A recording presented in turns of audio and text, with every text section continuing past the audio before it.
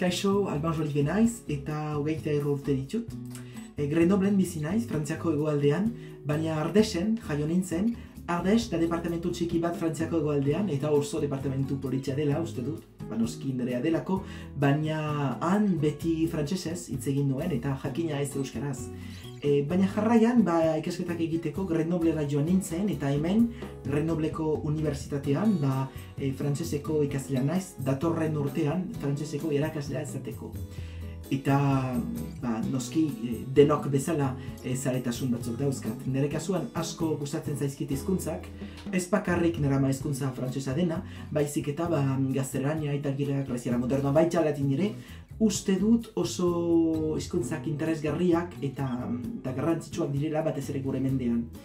Eta euskara bertze hizkuntza baino ezberdinagoa dela uste dut, eta agian horregatik hasieran niretzat pixkat zailagoa izan zen euskara ikastea eta euskara hitz egitea ere bai.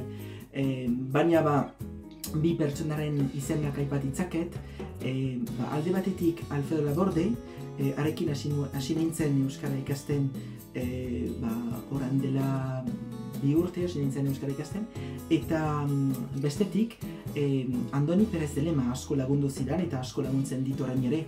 Orduan, bihotz-bihotzet eskertzen diet, eta jarraian euskaraz gehiago praktikatu nahi nuen, eta ondorioz interneten bidez Mintzanet programa aurkitu nuen, eta email bat bidali nion pasatu den irailean, eta ez dakit, baina egun batzuk geroago hasi nintzen euskaraz hitz egiten Isabel Elorzarekin. Jakina, Isabel Elorza da nire bide laguna eta oso pertsona jatorra eta interesgarria da.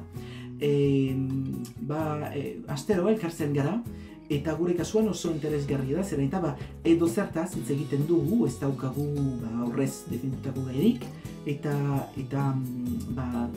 uste dut ala oso interesgarria da,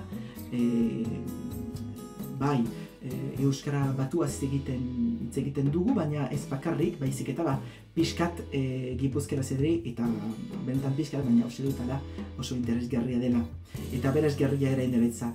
Orduan, azkenen, Mintzanet programak nire ustez abantaila asko ditu, doakoa da, oso erabilgarria da, batez ere nire kasuan, zeren eta Grenoblen bizi naiz, eta hemen ezin dut euskaraz hitz egin, horregatik benetan erabilgarria da, eta oso aberasgarria da ere bai.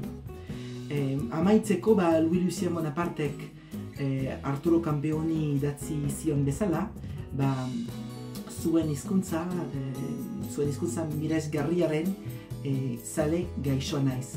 Nire kasuan egia da, euskararen zale gaixoa naiz, eta horregatik, mil esker, aukeragatik, mil esker ni laguntzeagatik.